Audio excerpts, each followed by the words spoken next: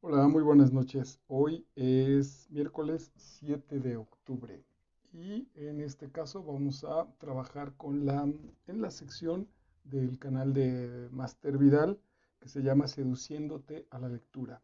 En en esta división de estas presentaciones en Master Vidal de Seduciéndote a la lectura hay dos líneas, una absolutamente literaria, que incluso las obras que he estado ya desarrollando con el intento de seducirte a que las leas, están justo ahora en la foto principal de mi muro de Facebook. Y esta otra línea tiene textos de otro carácter, ¿no? De desarrollo personal. Pues intento revisar que, bueno, o los someto a la exigencia de que estén bien escritos, de que sean absolutamente interesantes, de que no sean aburridos, es importante, que no sea una especie de manual, y si lo es en ese sentido, bueno, pues se los advierto, y que sean creíbles, que no tengan fantasías solo o que si esas especies de fantasías estén bien explicadas, ¿no? No es un asunto de cierra los ojos, piensa en que estás en el Everest y cuando los abras ya estás ahí en la montaña. No es así la realidad. Entonces, bueno, o esa parte está muy bien explicada o no va a ese nivel. Y bueno, casi siempre abro diciendo que es un gran libro y que te lo recomiendo muchísimo. Y la verdad es que sí, pues en realidad sí, no tiene caso nombrarlos. He leído otros tres o cuatro textos, tampoco he cancelado muchos, pero sí ha habido tres o cuatro textos que no, pues que no los paso, pues que no digo, de este no voy a hablar. Algunos los he abandonado antes, otros los termino de leer, pero digo, no los recomiendo, no me atrevo a recomendarlo, cuando menos de manera abierta, no me hago responsable de lo que voy a decir sobre ese libro. Y el otro asunto es que cuando hay un buen libro, pues ya tampoco sé muy bien cómo distinguirlo de cuando es un libro que se destaca, porque la verdad es que los libros que he trabajado de desarrollo personal, en realidad, pues todos tienen pues una importancia manifiesta en mi propia vida, me han sacudido de manera interior y los propongo para que si te pescan a ti en un momento determinado de tu existencia, tengan algo que decirte. El de hoy fue un gozo ir a la lectura de este libro. Al final de cuentas, el resumen terminó siendo un poquito largo porque así de cargado está a partir de las tesis que nos plantea este autor. El libro se llama El aprendizaje de las cicatrices. Lo primero fue que me llamó mucho la atención porque sí es sin duda un libro de desarrollo personal, ese es el enfoque, pero me parece muy realista que el asunto es no tenemos una vida o no llevamos una vida del todo satisfactoria, pues desde ahí partimos, porque normalmente incluso cuando no tenemos una vida satisfactoria, muchos de los textos nos invitan a cambiarlo, no nos dicen exactamente cómo, y pareciera que terminamos generando una especie de pecado o de arrepentimiento porque la vida satisfactoria que vivimos, de la cual a veces parece ser que no sabemos de qué manera somos tan responsables de esa existencia, la vivimos como si fuera un suplicio, como un castigo. Entonces terminamos doblemente jodidos, tanto porque no hemos podido dar el paso a nuestro futuro mejor y porque el pasado, lo que hasta ahora hemos cargado, de lo cual pues evidentemente somos responsables, tampoco tenemos la manera relativamente clara de cómo resolverlo. Entonces, el autor de este texto, Antonio Renom, Renom, Renom, Antonio Renom, nos va a decir que justo le llama al libro el aprendizaje de las cicatrices. A partir de los dolores, a partir de los madrazos de la vida, es de donde podemos partir. Básicamente la idea, nos quedamos atorados ahí y nos quedamos como víctimas eternas, como hemos estado leyendo con Ahora Yo del maestro Puig, del doctor Mario Alonso Puig, o esa cicatriz, esa herida, ese madrazo, y este estado incluso este estado de inquietud, de insatisfacción, es el que nos va a dar, el que nos va a permitir ese giro hacia una vida mejor. No va a ser gratuito, hay que trabajar y hay que trabajar un chingo, pero ya por lo menos sabemos que la base no es una fantasía, sino que está puesta. Si quieres ver la carátula del libro, también en este momento está puesta en mi muro de Facebook para que ubiques la carátula del libro y lo intentes conseguir. El aprendizaje de las cicatrices de Antonio Renom. Tiene como subtítulo cómo convertir el fracaso y la insatisfacción en la energía del cambio. Es la propia gasolina, el fracaso y la insatisfacción del motor de una vida mejor. El sentimiento provocado por la insatisfacción no es un peso al que sobreponerse. Ahí es donde les decía que además de lo madreado que estamos, primero tenemos que sacudirnos de esa parte y ya en general entonces le estamos volviendo un peso extra. Si no, ese sentimiento de insatisfacción es una energía que hay que aprender a utilizar. Yo ya había ido generando la teoría, esto más bien tiene que ver con sistemas. Por ejemplo, a mí me gusta el fútbol. Cuando un equipo es muy bueno porque ha hecho una gran temporada y llega a las finales, casi nunca gana si antes no ha fracasado. Revísenlo ustedes en las historias de sus equipos favoritos, casi en cualquier deporte. Muy pocos, algunos sin duda lo lograrán, pero normalmente los equipos que ganaron han tenido ya una historia de fracaso. Hace poquito revisamos en otra entrega que decía que no hay, que las personas y los equipos triunfadores son los que saben qué hacer con la derrota. Ese es el punto clave. Entonces, a eso se refiere también. Esa energía del dolor, esa energía del fracaso, es la que nos va a permitir dar ese giro a una situación mejor. La insatisfacción es el lugar de la revelación. Revelar es eh, quitar el velo. Esta puede sonar un poco ya antigua, pero antes las fotografías venían en un rollo, la cámara tenía un rollo fotográfico y ese rollo se desvelaba propiamente en realidad, ¿no? De ahí venía la impresión y lo que sucedía es que ese material se convertía en papel. Bueno, esa imagen se desvelaba, se le quitaba el velo para que pudiera imprimirse. En el lugar de la insatisfacción es el lugar de las revelaciones, donde las cosas se revelan, donde las cosas se muestran. Siempre que nos sentimos insatisfechos, hay un tesoro de información que se nos está revelando. Revisa todos los puntos en tu vida donde estés insatisfecho y hay información. Tiene mucho sentido. Cuando estamos bien, cuando las cosas funcionan, cuando tu carro funciona muy bien, vas en la carretera y los frenos están perfectos y las velocidades funcionan, te das hasta el lujo de poner un poco de musiquita y vas feliz y no vas preocupado por nada, no vas revisando qué le puede estar pasando al automóvil.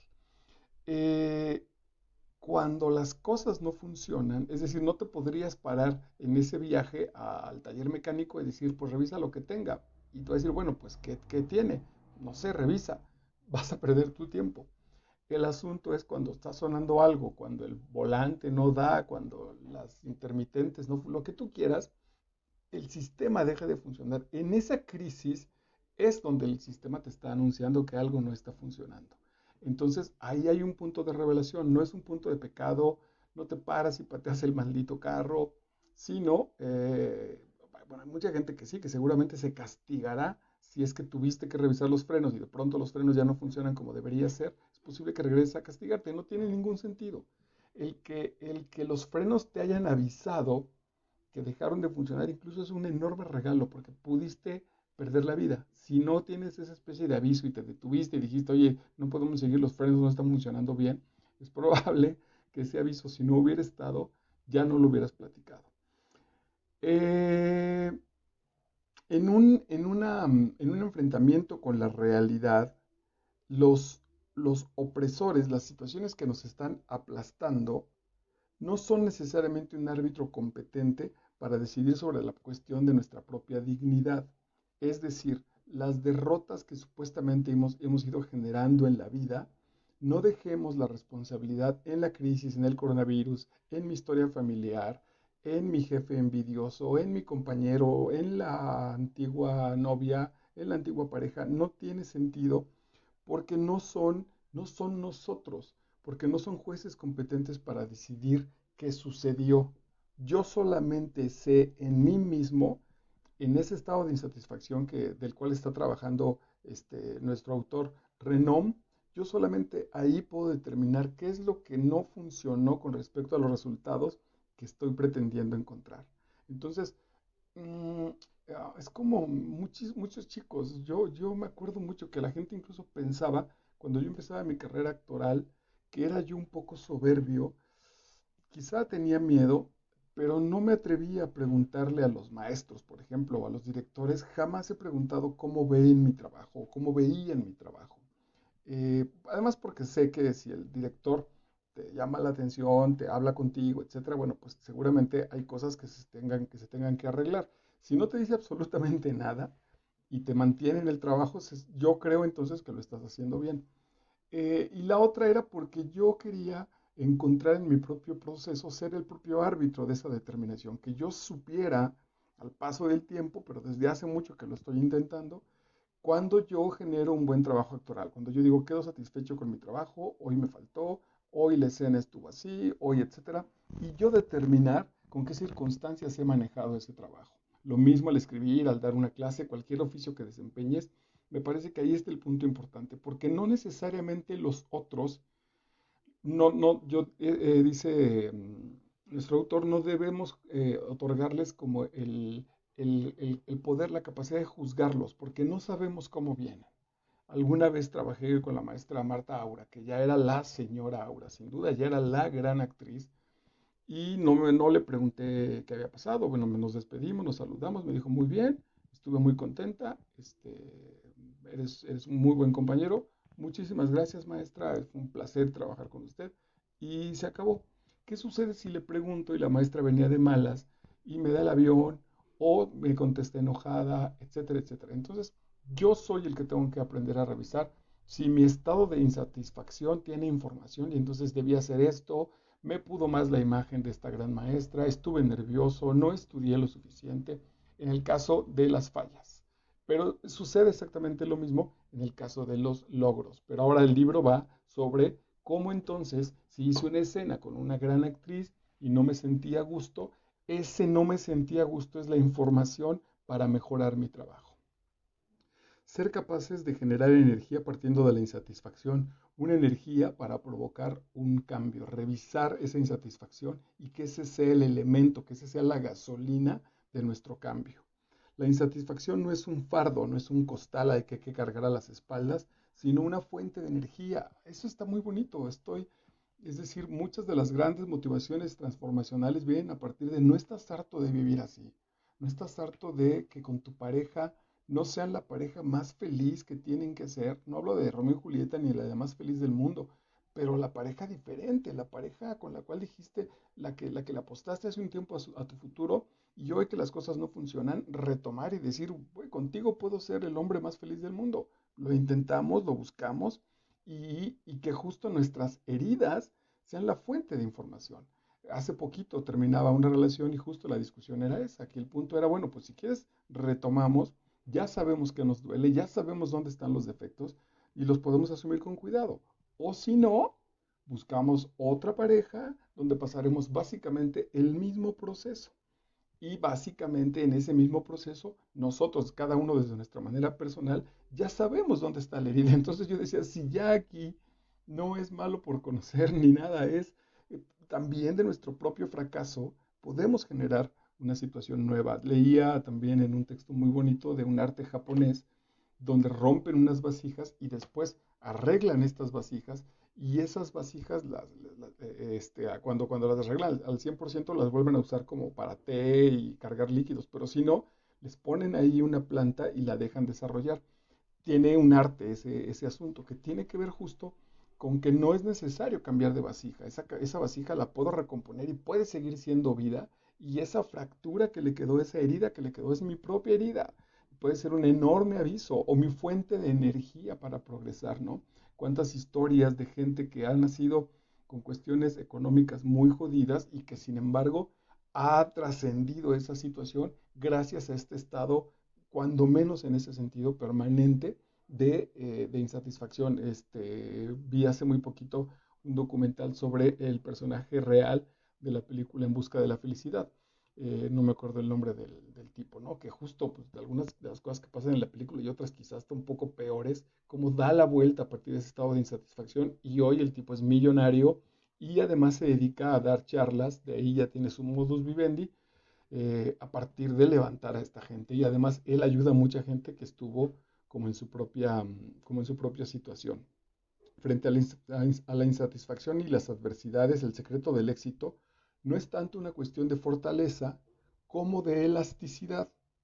Es necesario que seamos elásticos. Este concepto me encantó, porque no es un asunto de aguanto aquí y sostengo esto que me está aplastando a ver hasta dónde resisto.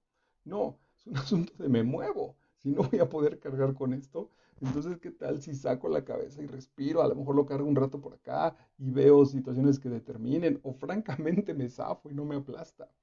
Ese es un asunto. Con la situación como está, ¿desde qué punto entonces voy a determinar acomodarme? Veía también otro señor que sale de su país con con $500 y con una cámara fotográfica. Y entonces ya estando en México, el tipo dice, pues si vendo la cámara fotográfica, el dinero nos va a durar 2 semanas, 3 semanas. Mejor aprendo a usar la cámara fotográfica y generamos esa fuente de energía, esa fuente de alimentación. Ese es el razonamiento elástico, ¿no? Pudo haber dicho, yo no soy fotógrafo, yo no le entiendo a esta madre, entonces vendámosla y a ver qué hago. No, el cuate es elástico y dice, bueno, tengo un elemento importante de trabajo, tengo sensibilidad, bueno, pues entonces lo empiezo a usar. Entonces revisen, porque eso es muy importante. No es una cuestión de fortaleza, sino de elasticidad. Esa elasticidad para cambiar de perspectiva es precisamente la que nos habilita para reformular toda la situación de manera global, justo para movernos y ver la situación desde otro punto de vista y reconvertir la insatisfacción en energía, no quedarme atorado en esa situación. Acabo de ir a hacer un trabajo, me van a pagar y me van a pagar a mi cuenta. Gracias a la bendita pandemia, la tarjeta de crédito que manejo, pues la tengo al límite y cuando me hacen un depósito a la tarjeta que no es de crédito al ser del banco, la tarjeta automáticamente pasa, se cobra, pues.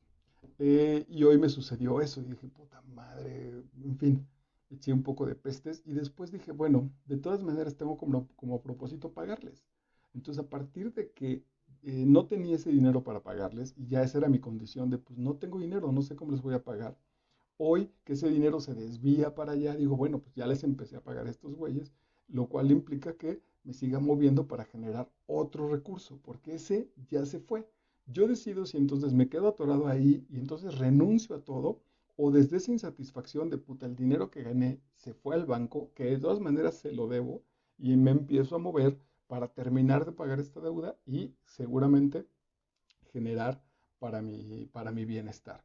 Ese es el cambio de posibilidades donde para esto se requiere ser flexibles. Si me quedo bajo la idea de pinches bancos, pinche coronavirus, puta crisis, me voy a quedar justo ahí atorado, lo voy a pagar incluso en términos de mi propia salud. Hay un punto importantísimo, hay un capítulo bien interesante que habla de la enfermedad, no de la enfermedad pasajera, habla de situaciones donde ya vas a quedar enfermo el resto de tu vida, donde ya venías con esa situación, cuestiones cardíacas, etcétera, etcétera. La enfermedad te obliga a recomponer tu vida, tanto física como mentalmente. La enfermedad es el lugar por antonomasia en el que la insatisfacción se puede convertir en una interminable fuente de energía. Aquí pensaba en este chico, se me acaba de escapar el nombre porque apenas lo registré, el actor que hizo Volver al Futuro, que pues tuvo muchísimo éxito, eh, se hizo millonario y tómala, güey, le cae el mal de Parkinson. Ya sabrás a quién me estoy refiriendo. Y él ha mencionado que incluso a partir de su enfermedad, el tipo, después de la crisis complicada que fue darse cuenta de que estaba enfermo, se convirtió en una mejor persona y ha tenido una vida mucho más plena y posiblemente más feliz que antes. El punto es, no estamos esperando que nos caiga una enfermedad para que eso suceda, sino como ese punto de apoyo, esa especie de hueco, esa especie de carencia con respecto a la salud, es el punto desde donde él basa su nueva situación existencial. Y entonces dice, ok, estas son mis nuevas condiciones, yo decido otra vez si entonces de aquí me quedo, me madreo, me hundo, o incluso desde aquí es la enorme oportunidad para haber generado conciencia y empezar a desarrollar la felicidad. Si el punto es que sé que mañana me voy a morir, ¿cómo voy a vivir las últimas 24 horas? El dolor siempre es privado. Nadie puede experimentar el dolor como una suma colectiva. Este lo anoté porque dice el autor que hay que revisar cuántos de estos dolores son por cuestiones tradicionales, cuántas cuestiones le estamos guardando fidelidad a nuestra familia, a nuestro grupo, a nuestro país y nos compramos ese dolor, ¿no? ¿Cuántas veces seguimos pensando en que los españoles malditos vinieron a conquistarnos, ¿no? Nuestro querido presidente, hoy todavía en pleno 2020, se aventó un poco la puntada de pedir que nos pidieran perdón. Y dices, güey, neta, perdón por una cosa que sucedió hace 500 años, donde incluso históricamente habría que revisarlo. No venimos necesariamente de ahí. México no eran los indígenas. México es la combinación de los españoles con los indígenas. Eso somos. Esa es nuestro punto de realidad. Bueno, lo podemos revisar y modificar. No sé si sea necesario estar quedándonos ahí atrás y sobre todo en este asunto de una cuestión colectiva. Veía hace poquito, hoy les decía que era miércoles, hoy es miércoles 7 de octubre y todavía hace poco, el 2 para ser preciso, el 2 de octubre veía una conferencia de unos chicos de 16 años que siguen pidiendo justicia por el asunto del 68, porque una de esas niñas tuvo un tío que perdió a un familiar. Me parece bien si el asunto es real, si el asunto a ti te permite reconsiderar. No digo que no, no estoy a favor de que se olvide, al contrario que se recuerde, pero ¿desde dónde? Si lo queremos seguir recordando desde el resentimiento, desde la venganza por venganza, desde la revancha, desde lo que nos arrebataron, o le damos vuelta y lo vemos con una perspectiva diferente. También la gente que madreó también estaba sufriendo. Y entonces le podemos encontrar un ajuste mucho más sano para todos, evidentemente. Tal vez el privilegio máximo del amor sea ese pequeño contrasentido, sentir el dolor ajeno como si fuese propio. Entonces, cuando alguien se enferma, y nosotros no estamos de esa manera, no nos hemos enfermado, podemos sentir el dolor del otro. Esa es una parte que tiene información amorosa. Esa insatisfacción es la que nos permite también conectar amorosamente con la otra persona. Yo creo que uno de los dolores más importantes, más grandes en la existencia es cuando te duelen los dolores de los seres amados. Pensaba en el de los hijos en particular, la enorme preocupación de que a un hijo le duela cualquier cosa, sobre todo cuando es pequeño. eh, no sé qué pensaría, dejo lo que quieras, pues, lo que sea, mi talento, lo que quieras, te lo cambio con tal de que mi hijo no le siga doliendo. Bueno, esta es una expresión absolutamente amorosa, que ese es el motor también, es una insatisfacción. Cuando a la persona que amo, a las personas que amo les duele algo y a mí me está doliendo también eso, es una muestra de amor. A partir de esa energía, dice nuestro queridísimo autor, Antonio Renom, es donde entonces también podemos empezar a modificar, empezar a generar situaciones mejores para nosotros y para nuestro propio medio.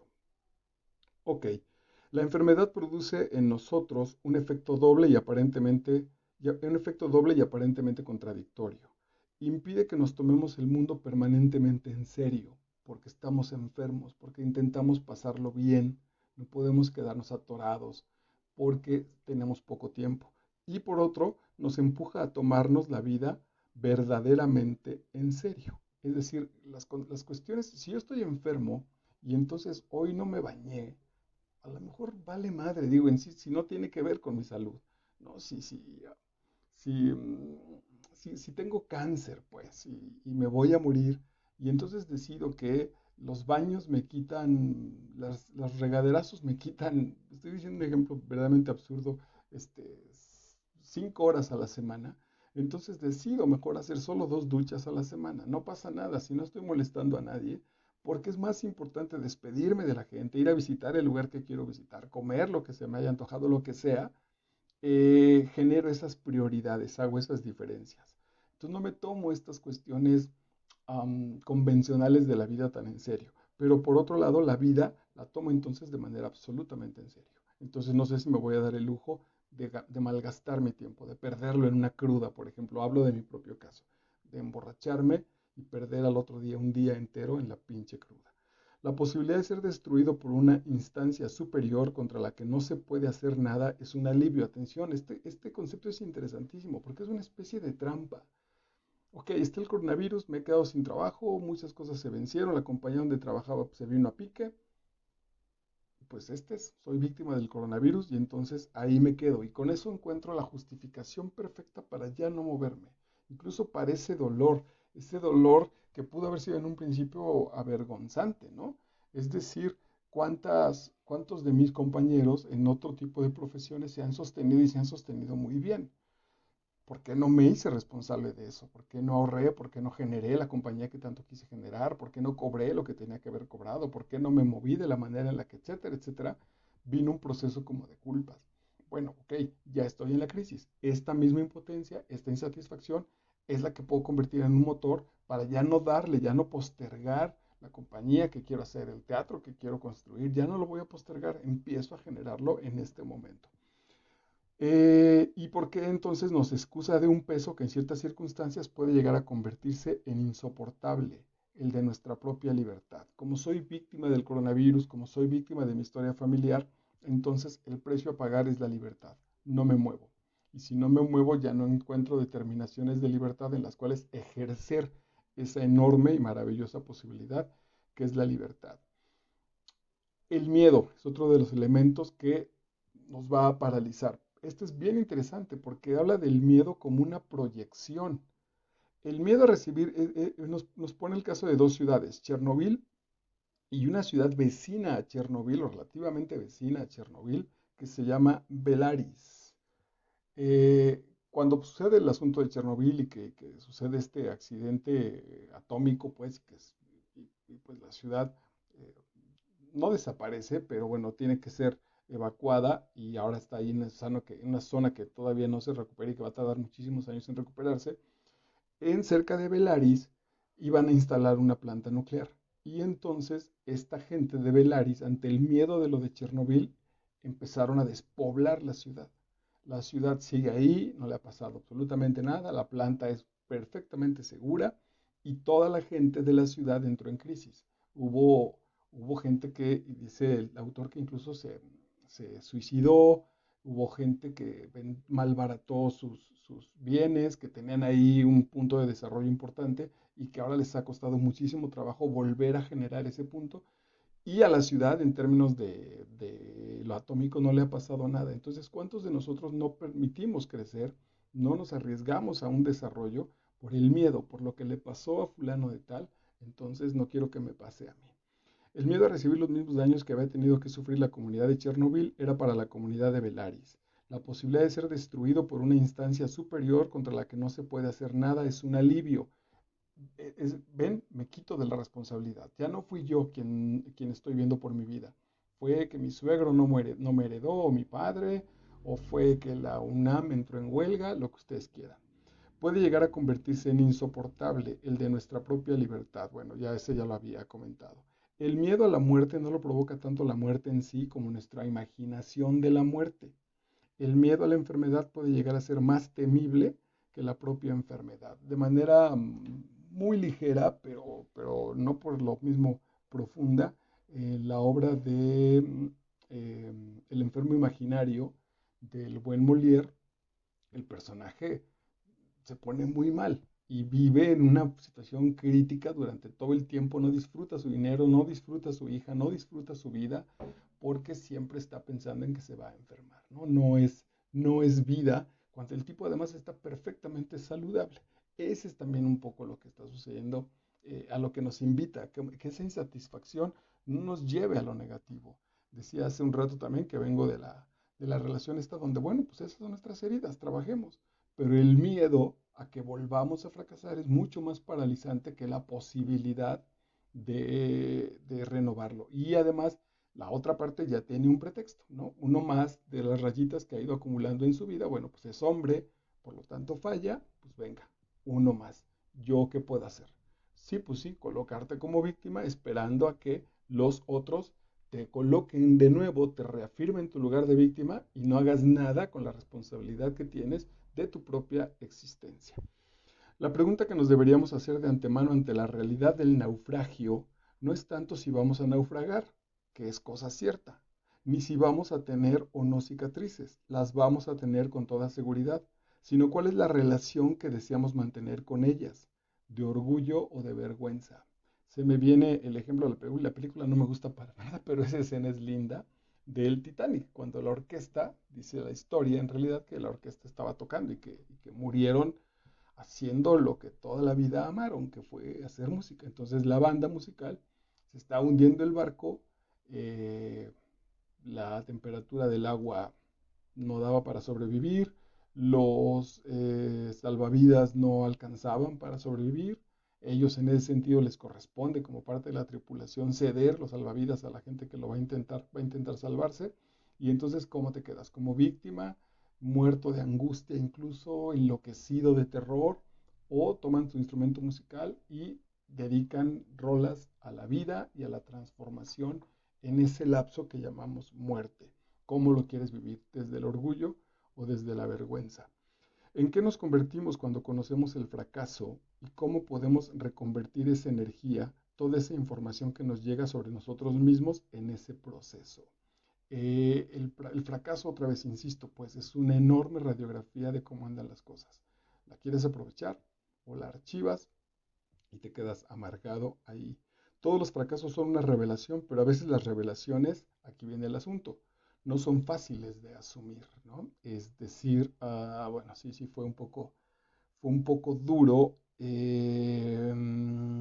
No me atrevo no me atrevo a compartirlo, pero hay cosas que no nos queremos enterar. Es decir, bueno, este es mucho más ligero y pensaba en alguna vez que me peleé con una pareja, uno de sus elementos que fue muy fuerte, me dijo, pues por eso estás solo. Y ese fue un madrazo complicadísimo. Tenía razón, ¿no? Había una cosa en la que yo no quería ceder, que a mí me parecía que incluso era justo. Es decir, a mí me parecía que mis valores estaban puestos en entredicho y yo estaba casado particularmente con ese valor y entonces ella me dijo, pues por eso estás solo, Marquito. La verdad es que pues quédate con tu valor, pero tu valor y tú ojalá sean felices, porque ahí solo están tu valor y tú, no están tu valor, tu pareja y tú, güey. Entonces, y no necesariamente lo sabio de ese madrazo fue que mi valor y ella en realidad no estaban en batalla, no había que elegir, perfectamente pudieron haber eh, compartido, y yo lo pude haber hecho esa situación de mi existencia. Entonces no fue fácil, hacer esa revisión no es nada sencilla. De hecho, culpamos al otro, nos colocamos en víctima y vamos en busca del siguiente que nos va a poner en la madre como víctimas. No somos nada responsables en ese sentido. El movimiento natural de la sociedad es el de imponernos un destino prejuiciado, elaborado desde antes, prejuicio. Y todos los prejuicios buscan su confirmación para seguir existiendo. Todos los hombres son malvados. Si traes eso en la cabeza, te vas a encontrar con, ¿qué crees? Con hombres malvados. Y el día que te encuentres con uno que no es malvado, tu prejuicio, tu monstruo interior va a crecer de tal manera para convencerte de que tienes razón, que te va a cancelar la posibilidad de compartir la vida con ese hombre que no era malvado. Pensemos pues que las guerras se desatan por ideas, no por sentimientos. Se desatan porque yo estoy pensando y quiero confirmar mi idea. Si yo me creo la mejor persona del mundo y me creo muy bueno y muy amoroso, y si eso no lo tengo en los resultados de mi vida, es muy probable que siga chocando con tal de yo quedarme con la idea de que yo soy bueno, de que yo soy buena persona y soy víctima de los otros. ¿Qué valores están ahora de este lado una vez que hemos asumido la crisis y que decimos, venga, pues estoy en un momento complicado y quiero que esta insatisfacción sea el motor que me permita moverme hacia adelante? La autenticidad y la vulnerabilidad. La autenticidad tiene que ver con ser yo, el yo más profundo, el yo más similar, el yo más coherente y unitario con lo que pienso, con lo que siento, con la manera en la que vivo. Ese es mi yo más auténtico. La respuesta más profunda de mí mismo, ese es mi yo más auténtico, ¿no? Lo tenemos contaminadísimo. Si una pareja me dijera, pues fíjate que las relaciones sexuales contigo son un fiasco, yo creo que en este momento, y dependiendo de muchas situaciones, no creo que en mí particularmente sería algo que de pronto me pusiera en crisis, ¿no? Diría, ok, déjame considerarlo, pues, revisemos. No me parece tampoco que contestaría de manera inmediata, como, pues tú, pinche, lo que sea, no. Eh, Mi respuesta auténtica sería esa, ok, pues sí, puede ser que lo voy a considerar y lo voy a considerar profundamente, voy a revisarlo.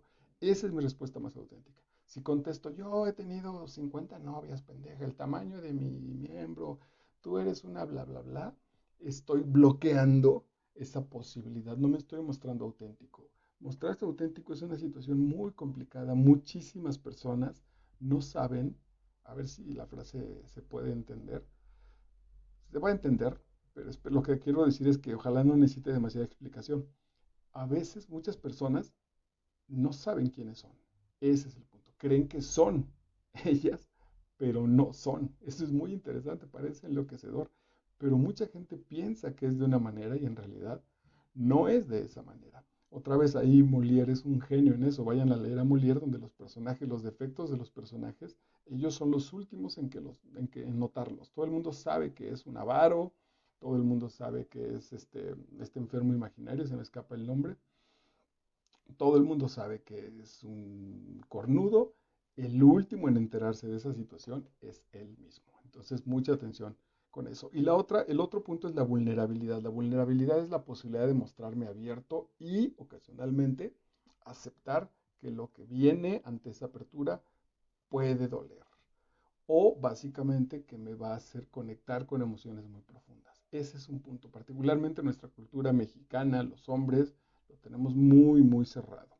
Bueno, mostrarnos auténticos y vulnerables es el verdadero pegamento que hace que conectemos con los otros. Más allá de la confianza, de convencerte, de traer en la cabeza grandes ideas, de generarte promociones, por ejemplo, habla en las situaciones de las ventas, mostrarme vulnerable y mostrarme auténtico con la gente es lo que la gente va a decir, ok, este güey es valioso.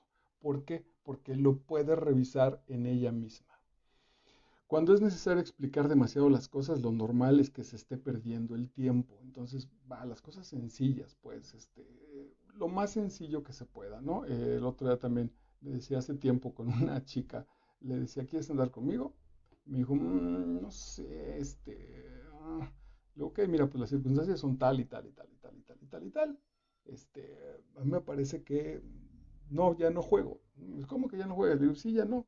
Si a mí me parece que esto inicia lindo, esto inicia así, si me dijeras tengo un hijo, tengo que revisar cosas, no me he divorciado, bueno, hay cosas que resolver, pero no hay nada, hay un sí o un no, quieres o no quieres. Este retardo significa que creo que tienes miedo. Entonces, bueno, sí, sí, me dijo, sí, pues la verdad es que sí tengo miedo, va, perfecto, pues date tu tiempo y va, pues venga, ¿no?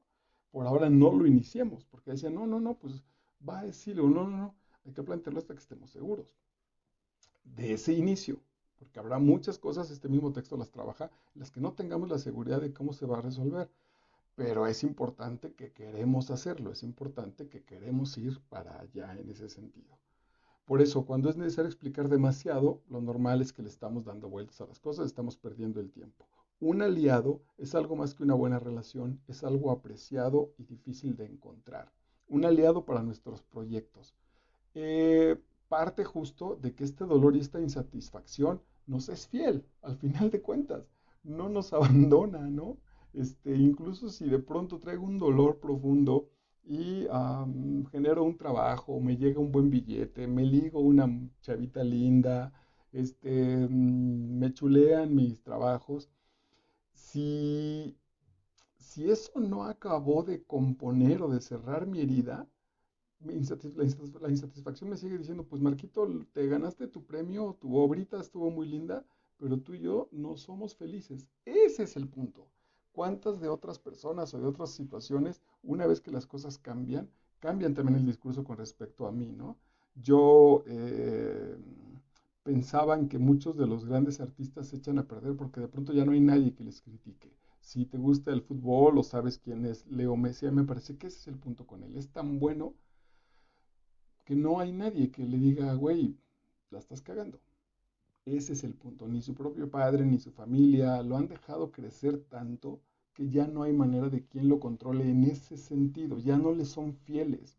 Sin embargo, él sabe en el fondo de su existencia y de su vida, quién sabe puede ser complicado, si aún así ser el mejor deportista del mundo, el mejor pagado, si el cuate al final de cuentas cada noche se acuesta sabiendo que es muy feliz y muy satisfecho. Si no, fíjense que sus aliados fieles siguen siendo justo sus dolores y su insatisfacción.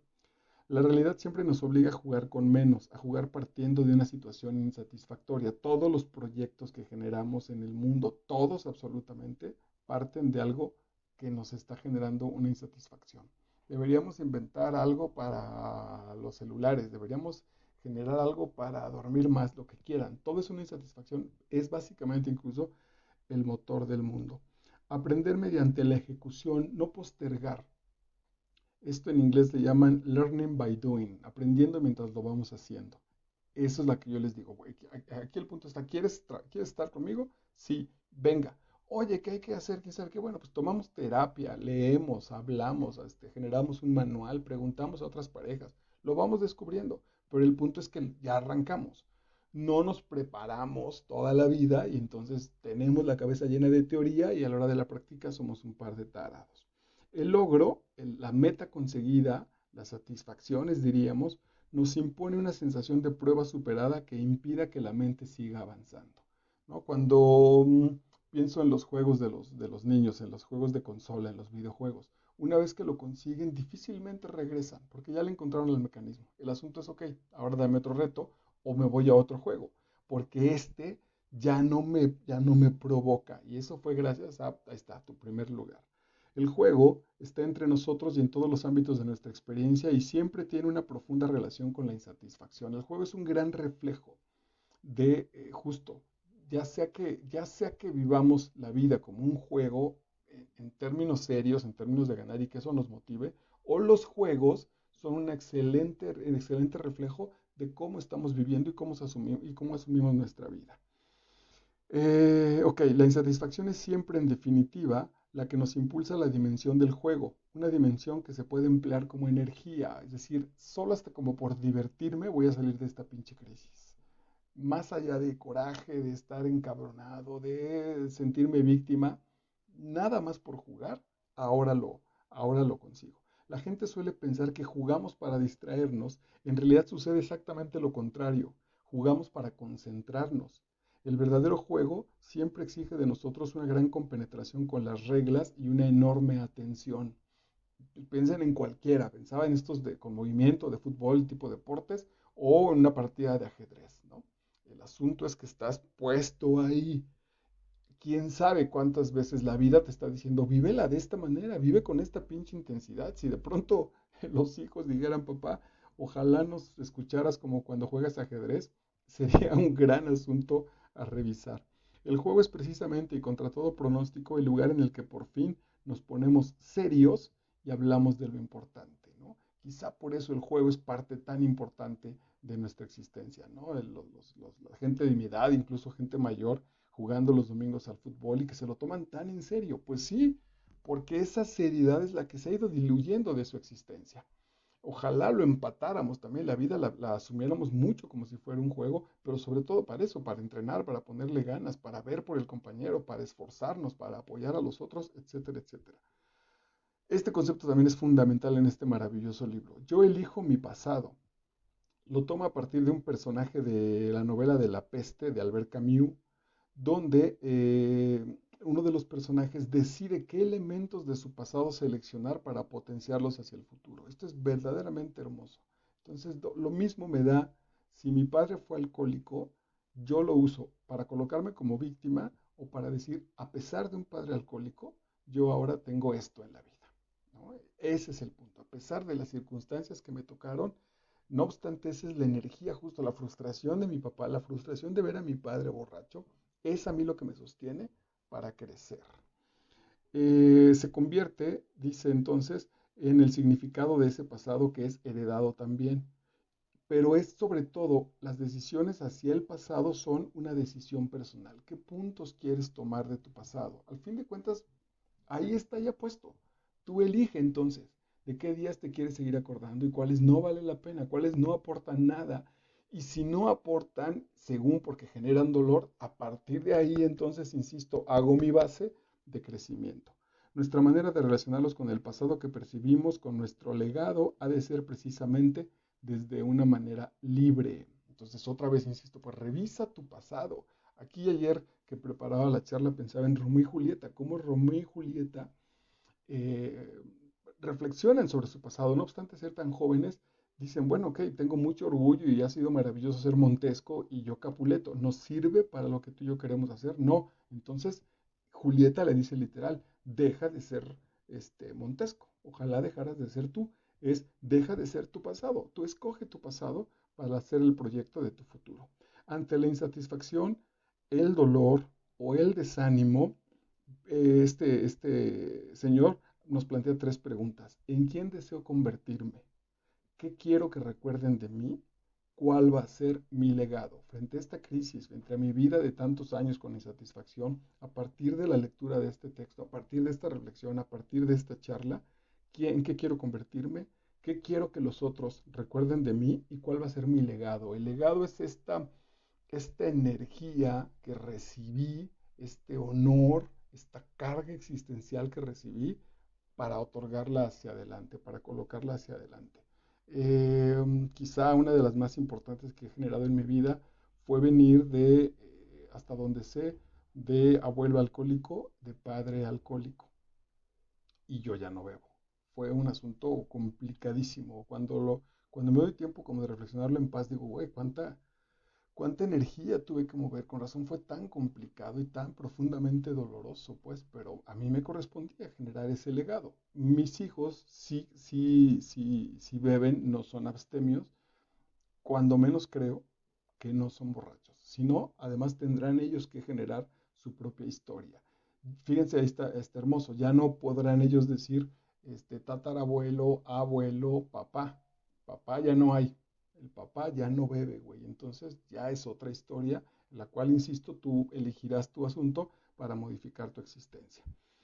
Hay que cuestionar tu legado para ayudar a redefinir tu destino. Vengo de una familia de abogados, pero yo no quiero ser abogado. Bueno, pues ese es tu legado, respetuosamente lo entregas y trabajas por otro lado. Ahí te invito a que veas en este mismo canal de Master Vidal la serie de charlas que se llaman Amar sin sufrir, de Virginia Blanes, donde ella le llama en específico el proyecto sentido. El proyecto sentido es la herencia que nuestros papás nos dejaron con respecto a lo que quieren que seamos nosotros. Éramos tan pequeños que se nos metió literalmente a la piel y la tenemos guardada.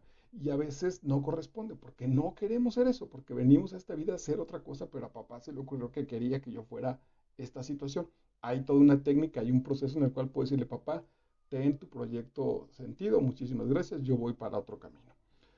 Ante una situación medianamente insatisfactoria y que no tiene ninguna posibilidad de mejorar, resulta preferible comenzar de cero y romper la baraja que perpetuar dicha situación para siempre. Otra vez, aquí las situaciones de cuestión de carácter de pareja, por ejemplo, me parecen clarísimas, ¿no? Aquí cuando ya no hay nada, cuando ninguno de los dos tiene el deseo, o cuando incluso solo uno, pero el otro no, ya se le apagó la flechita, bueno, pues venga, pum, pum, pum. Y finalmente sí, a otra cosa. Porque si no está esa disposición, ese hueco va a estar. Imagínate hacer una casa donde solo hagas la mitad de los cimientos. Se va a caer. El destino solo se define por cómo barajamos los cambios que se producen en nuestra vida. Otra vez, ¿qué vas a hacer con tus derrotas? ¿Qué vas a hacer con tu insatisfacción? Aquí voy a tener que atacar un poquito a mis compañeros de Alcohólicos Anónimos, de los que me siento tan agradecido, pero uno de los problemas de los Alcohólicos Anónimos es que una vez que están instalados ahí, ya no ven más allá. Es probable que su dolor haya sido tan profundo que esa isla de Alcohólicos Anónimos de pronto dicen, ya, yo aquí me quedo y ahí me agarro. Y entonces muchos de ellos todavía son muy jóvenes como para seguir generando situaciones en la vida, pero ahí se atora un poco. Bueno, pues eso es lo que tienen que revisar, este destino y este legado, cómo lo valoras con respecto al futuro. Con todo, el legado es algo que tiene un valor, no un precio. Todos los necios confunden valor y precio. Revisa entonces en tu existencia cuáles son tus valores, tanto los que en términos axiológicos, en términos de los que pones en juego en la vida, como tus situaciones, tu edad, tu fortaleza física, tu legado, tus apellidos, etcétera, y distinguirlos del precio. Eh, por ejemplo, justo el otro día alguien intentaba, quizá de manera hasta sana y amorosa, a que yo renunciara de estas charlas, ¿no? Me decía, pues, ¿qué te están dejando? No te están dejando nada. Y yo decía, pues tal vez a mí de manera directa y de manera inmediata no, porque no tienen un precio. Sin embargo, el valor de que alguien vea una de estas charlas, se acerque a uno de los libros, revise cualquiera de las otras y su vida pueda cambiar, es de inmenso valor. Y no tendría, justo, no tendría ningún precio poder pagar si alguien consigue reflexionar a partir de estas situaciones, reflexionar y modificar su existencia. Todos los momentos de verdadero progreso se generan precisamente a partir de situaciones de crisis, de insatisfacción, de cuestionamiento.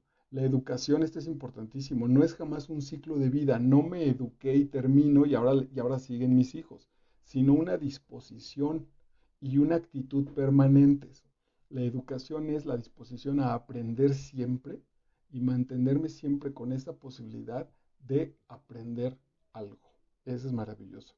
Resulta fácil comprobar que en la vida la gente más depresiva, inmovilizada o decadente son siempre personas que creen tener la respuesta. Esto me maravilló.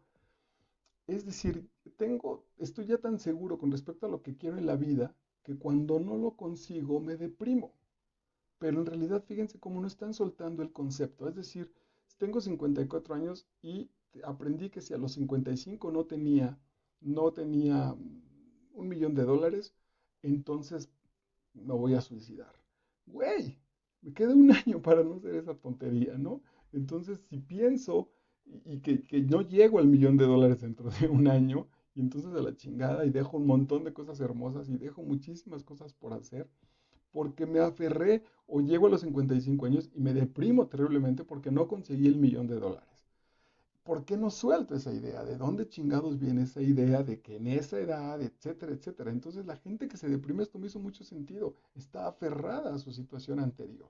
Esto no es fácil de modificar, pero sí es cierto, pues, terminé una relación, me corrieron del trabajo, estoy en crisis. ¿Por qué me deprimo? ¿Por qué sigo generándole y dándole valor a la idea de que yo tendría que ser de determinada manera, de que a mí las crisis no me hacen nada, de que yo las relaciones de pareja es una para toda la vida? Es una pendejada, es una cuestión solo de soltar mis ideas para colocarme en el presente. ¿Qué es acaso la depresión sino una especie de inevitable seguridad interna de haber llegado a una conclusión sobre la vida, sobre el amor o sobre el mundo? Los momentos de verdadero progreso se generan precisamente a partir de situaciones de crisis, de insatisfacción, de cuestionamiento. Te invito a que veas la cápsula que nos quedó muy bonita, pero además también a que leas el libro La muerte en Venecia, un personaje que tuvo todo, incluso a nivel de éxito muy alto, y genera una ida de especie de vacaciones a Venecia que se vuelve absolutamente crítica, es muy bella, muy dolorosa, muy bella porque el cuate dice, puta, según yo alcancé el éxito y no he aprendido absolutamente nada. La muerte en Venecia de Thomas Mann. Vencer es algo que sucede antes de la llegada al campo de batalla. Esa es otra actitud maravillosa, maravillosa. Ganar no se da en el campo de juego o en el campo de batalla. El triunfo ya llegas con él. Lo único que haces es ponerlo en evidencia.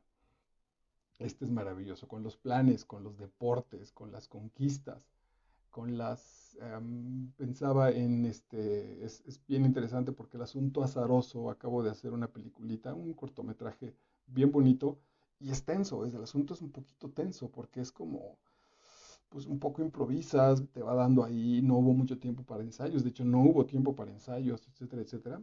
Y entonces el éxito de la película ya está puesto. Es decir, yo llegué a hacer mi trabajo sabiendo que me iba a ir bien. No conocía al director, no conocía a los compañeros, pero yo voy preparado. Desde que me fui de aquí a mi llamado, yo dije, ya está, esta es una gran posibilidad para demostrar mi talento. Y me fue muy bien en el ejercicio fílmico porque ese triunfo venía preparado desde acá. Si yo voy, China, a ver con quién me toca, qué sucede, seguramente se hubiera generado mucho más azar, mucha más angustia de la que de por sí ya tiene el asunto, ¿no? En ese sentido fui un gran apoyo con la experiencia que tengo, con lo que he trabajado, con lo que he entrenado, fui un apoyo para el equipo. O sea, fui alguien confiable que dijeron, aquí hay un güey que nos sirve de base. Esa situación venía desde antes, no se encuentra en ese punto. Para vencer antes de llegar al campo de batalla, como se propone Sun Tzu, es necesario implantar el orden, o lo que es lo mismo, destruir el desorden. Entonces, ¿qué hice para llegar a esta peliculita en la que no conocía a nadie? Bueno, me aprendí mis textos 4 días antes, leí sobre el tema, investigué sobre el director, además de todo el asunto que improvisé, revisé mi experiencia, ajusté mis propias situaciones internas, llegué de lo más tranquilo, muy descansado, dormí muy bien, desayuné muy bien, etcétera, etcétera. Esas situaciones fueron el orden. ¿A qué hora empezamos? ¿Dónde me quieres ver? ¿Quieres que me rasure? ¿Quieres que me corte el cabello? Bla, bla, bla, bla, bla. Le vas dando un orden, una estructura para que tu programa funcione. No aparece nada más así a ver qué sucede, a menos de que esa fuera la situación, ese fuera el objetivo. Construir un orden nuevo bajo, si no bajo la necesaria destrucción del orden viejo. Es decir, vas a romper con lo anterior. Estoy en un estado de insatisfacción, rompo con esto, pero no nada más porque sí. Rompo incluso de manera organizada para generar un plan nuevo, para generar de veras un conocimiento que me permita, al final de cuentas, armar un aprendizaje. Un líder, acuérdate que el líder somos nosotros mismos. No es necesario generar un grupo que nos siga. Un líder se manifiesta en una cualidad muy particular, el que es capaz de ordenar en prioridades los elementos que tienen que ser realizados.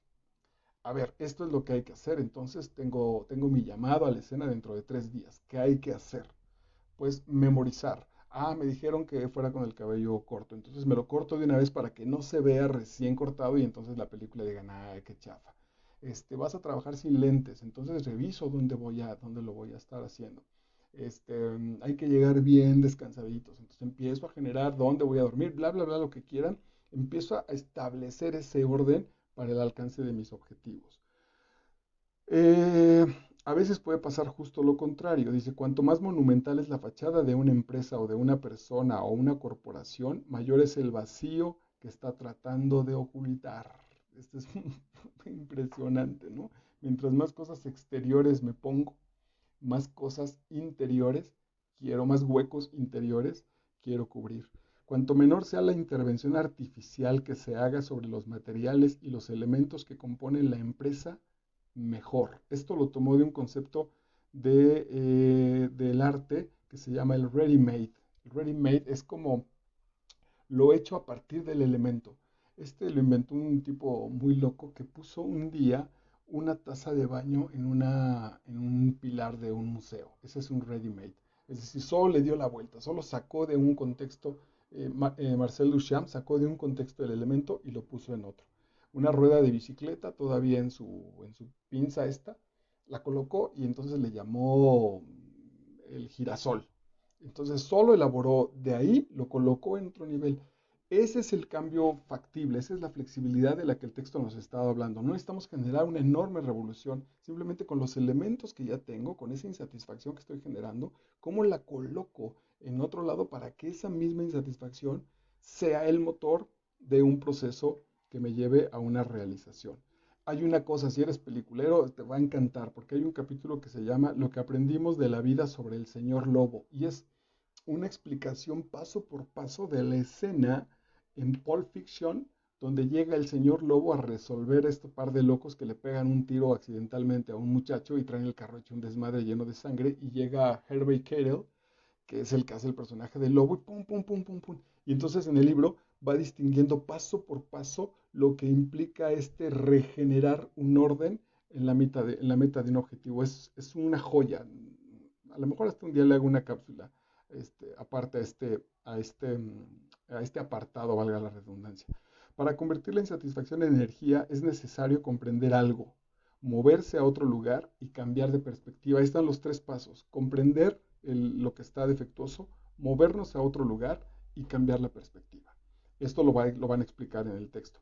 Para sobreponerse a la enfermedad no hay que huir de ella ni negarla con frases positivas, ni rezar para que se acabe lo antes posible, sino todo lo contrario, atravesarla de plano, sentir nuestra flaqueza, hablar el lenguaje de la enfermedad o lo que es lo mismo, abandonar el mundo de la lógica de la salud y tratar de hablar el idioma que nos imponen las circunstancias que tenemos que atravesar. Ahí te recomiendo, algún día lo vamos a poner. Hice una obrita que se llama Paco y el Monstruo, donde Paco y el Monstruo tienen que atravesar esa zona desértica. Aquí le hemos trabajado como el nivel 7 en nuestras lecturas, donde hay esa crisis en la vida, ese dolor de que tu pareja te dejó, esa decepción, esa situación de que tu negocio se cayó. No hay que hacernos pendejos, hay que llorarlo, hay que asumirlo, hay que revisar dónde está ese punto de insatisfacción, porque ahí está el tesoro que nos va a llevar a prolongarnos, a decir, ya no quiero más de esto y empezar a modificar nuestra vida. No se trata ni de pensamiento positivo ni de fuerza de voluntad, se trata de ser elástico, se trata de estar verdaderamente abiertos, ya lo expliqué un poquito antes. Si la naturaleza más evidente de nuestra experiencia es la de atravesar de continuo el dolor, la frustración y la insatisfacción, nuestro espíritu creativo está diseñado para convertir estas experiencias en energía. La vida no es una condena a la frustración y a la insatisfacción. Si tenemos esos elementos es para desarrollar, para potenciar, para echar a andar nuestra verdadera esencia, que es convertir esas situaciones en experiencias de energía para la transformación de la vida, ¿no? Dios le dice al queridísimo Adán, nombra las cosas, pero no solo las que ya estaban, las que Adán, acuérdense que cuando nombramos las cosas también las inventamos. Adán pudo haberle llamado a todo caca y mierda y chis, y no, también le llamó belleza, cielo, amor, oportunidad, entrega, fortaleza, placer. Vamos a hacer esas nombrándolas y trabajando a partir de nuestras insatisfacciones. De eso va nuestro texto, El aprendizaje de las cicatrices de Antonio Renom. Espero haberte sido de utilidad y ojalá consigas el texto y venga, te pongas a trabajar. Gracias.